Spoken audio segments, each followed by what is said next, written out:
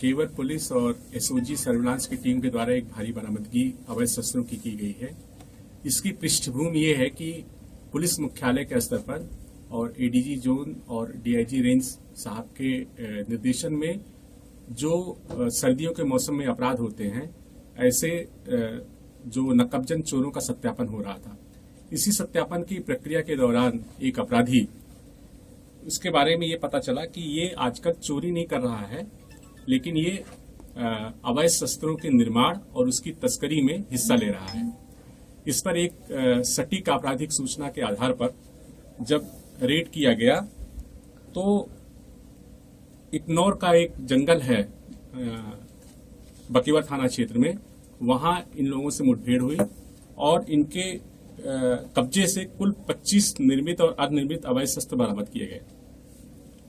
जो बरामदगी है वो 14 अवैध तमंचा 315 बोर का, 3 अवैध तमंचा 315 बोर का, 1 अवैध तमंचा 12 बोर का, 1 अवैध हथिया, 1 अवैध बंदूक 12 बोर की, 1 अवैध देसी रिवाल्वर 32 बोर की, 1 अवैध रिवाल्वर 32 बोर अर्धनिर्मित, और जो शस्त्र को बनाने में उपकरण प्रयोग में आते हैं वो भारी मात्रा में इनके पास से बरामद किया गया।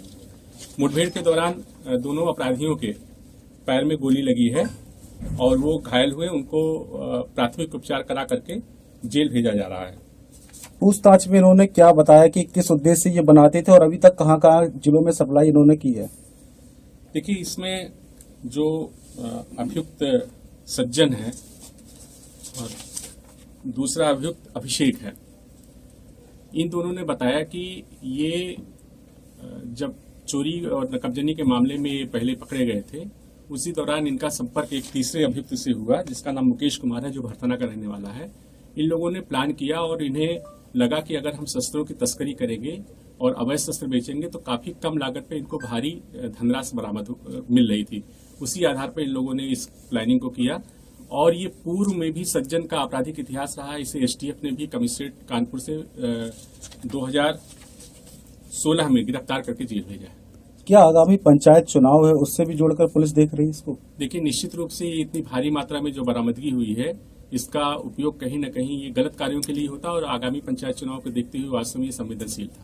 सर, ये लोग कब से शस्त्र निर्माण का काम कर रहे थे, तो तस्करी कहाँ करते थे ये लोग? देखिए, अभी इन्होंने जो बताया है उसमें उसके आधार पर ये पिछले 3-4 महीनों से इस काम में लिप्त थे और इटावा के साथ साथ जो इसके अन्य जनपद है औरैया, कन्नौज, यहाँ भी ये सप्लाई करते थे। हम लोग उसकी पूरे इन्वेस्टिगेशन कर रहे हैं और जहां जहां इन्होंने पूर्व में कुछ सप्लाई किया है उसको हम लोग चिन्हित करके वहां से भी बरामदगी करेंगे और गिरफ्तारी करेंगे। सर, एसटीएफ ने इनको किस मामले में गिरफ्तार किया था? एसटीएफ ने इनको आर्म्स एक्ट के बारे में ही गिरफ्तार किया था और बाकी और जानकारी वहां से की जाएगी।